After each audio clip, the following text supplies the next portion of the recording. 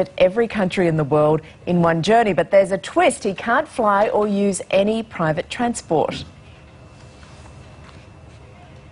Climb to the top of Mount Everest. Hundreds of people have trekked to the North Pole. 12 people have walked on the surface of the moon. But so far, nobody has ever been to every country in the world without flying.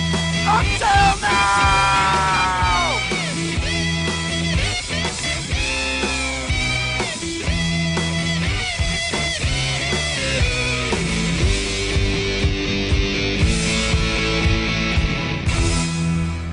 Wow, I feel tired just looking at that, and Graham joins me now. Graham, how many countries are there in the world, and how many have you been to so far? Well, there's about 193 members of the UN, and then there's some other countries like Vatican City and places like that don't have a seat, but kind of regarded as countries. That's an easy one, Vatican City. Yeah, I just ran into St. Peter's Square and then ran out again. I've got a list of 201 countries that I'm trying to get to.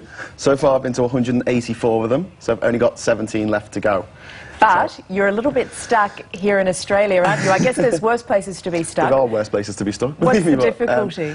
The problem is I need to go around the Pacific Islands now, so I need to go up through the Solomon Islands, up to Palau and Micronesia, and up to the Marshall Islands without flying.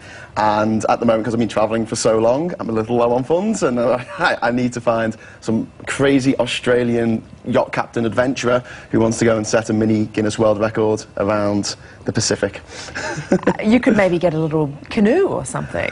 I've done that already. I took a little wooden canoe over to the Cape Verde Islands in the west coast of Africa, and went with some Senegalese fishermen, and then I got put in jail for a week for people smuggling, so not doing that again.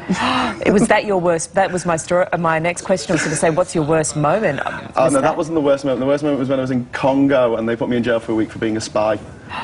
You're kidding. So this is actually a lot more dangerous than, I guess, did you imagine that you'd run into some sticky situations? Not really, no. I had my visas all sorted, had all the paperwork sorted, so I didn't think it would come to that. But, you know, in Congo it was pretty bad because they took everything off me. They took my shoes and my socks and my shirt and everything, and I was just left with my trousers in this stinky cell for 6 days, just left on my own, while they went through my tapes to make sure I wasn't spying on them. What were you thinking? Were you thinking, this could be it? Well, kind of. I was too angry to be scared. You know, when you're in those situations, you're just, like, raging at the injustice of it all. No, I don't. All right, well. How did you come up with this idea? I've always been a traveller. I love travelling and meeting new people and going to new places. And it's been something that I've always wanted to do, is go to every country, you know, something to do in your life. And I had this concept of doing it without flying because no one's done it before. Are you scared of flying? No, not at all. No, I'm not scared of flying. Scared of bungee jumping. I've done that a couple of times. On that video, I'm absolutely terrified when I'm doing that jump. You're still talking to the camera, so well done. Yeah, but I think for the idea of it, it came from basically wanting to do something that was a little bit outrageous, set a Guinness World Record, and also raise money for the charity Water Aid, which I've been doing over the last few years. You've had some dicey moments, but I guess one of the great things would be all the amazing people you would have met along the way. Absolutely, absolutely. I mean, some countries, you really can't judge them by the government or by the people running the place.